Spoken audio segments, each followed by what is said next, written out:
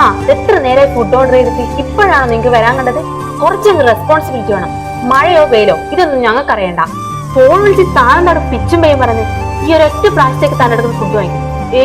ഇനി വാങ്ങത്തില്ല.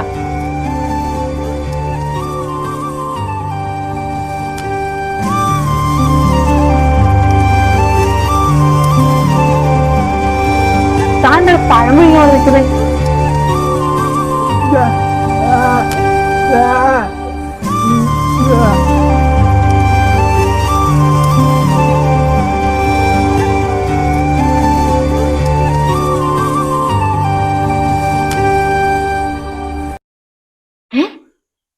ഇവനാ?